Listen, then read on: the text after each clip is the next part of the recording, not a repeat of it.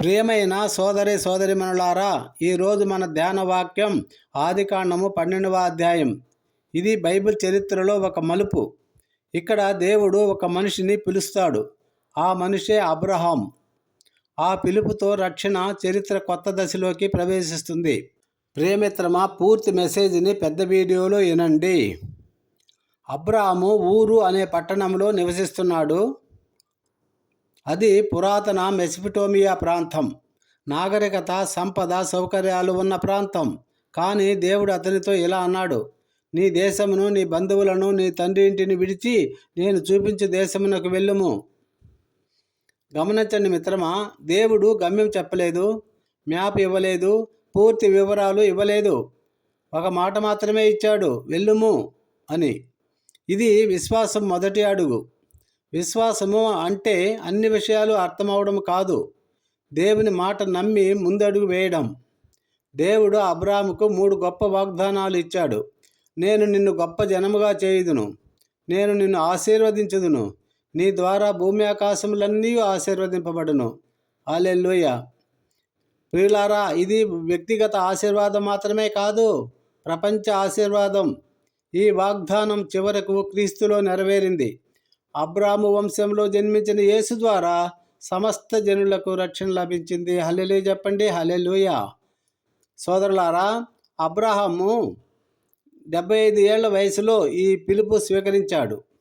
జీవితంలో ఆలస్యమైంది అనుకునే వయసులో దేవుడు అతనికి కొత్త ప్రారంభము ఇచ్చాడు. ఇది మనకు గొప్ప ధైర్యంనిస్తుంది. దేవుని పిలుపుకు వయసు అడ్డంకి కాదు.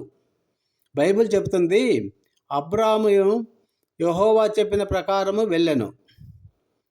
ఇదే ఈ యొక్క అధ్యాయంలోని గొప్ప వచనం. అతను చర్చించలేదు, ఆలస్యం చేయలేదు, విధేయత చూపించాడు. ఒక చిన్న ఉదాహరణ చెబుతాను వినండి.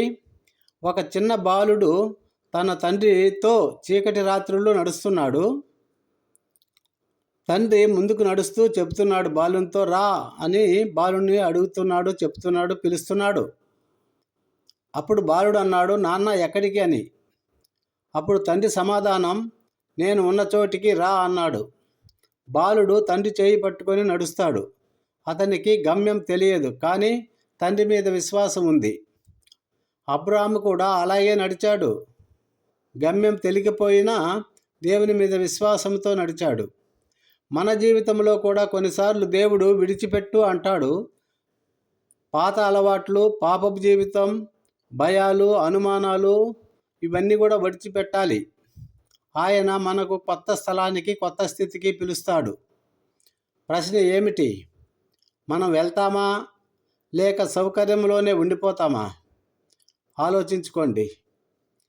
అబ్రహాము కథ మనకు చెబుతుంది, విధేయత ఆశీర్వాదానికి ద్వారం. దేవుని పిలుపు అనుసరించినప్పుడు మన జీవితం మాత్రమే కాదు, మన ద్వారా ఇతరుల జీవితాలు కూడా ఆశీర్వదించబడతాయి. ఈరోజు మనము మన హృదయంలో అడగాలి, దేవుడు నన్ను ఏదైనా విడిచిపెట్టి ముందుకు రమ్మంటున్నాడా? నేను విశ్వాసంతో ఆ అడుగు వేయడానికి సిద్ధమేనా? ఆలోచించాలి. ప్రార్థిద్దాం. పరలోకపు తండ్రి, అబ్రాహాములాగా నీ మాట వినే చెవులు ఇవ్వుము. గమ్యం తెలియకపోయినా నీ చేతిని పట్టుకొని నడిచే విశ్వాసం ఇవ్వుము. మా జీవితంలో ఇతరులకు ఆశీర్వాదముగా మారునట్లు కృప చేయుము. యేసు పరిశుద్ధ నామములో ప్రార్థిస్తున్నాము తండ్రి.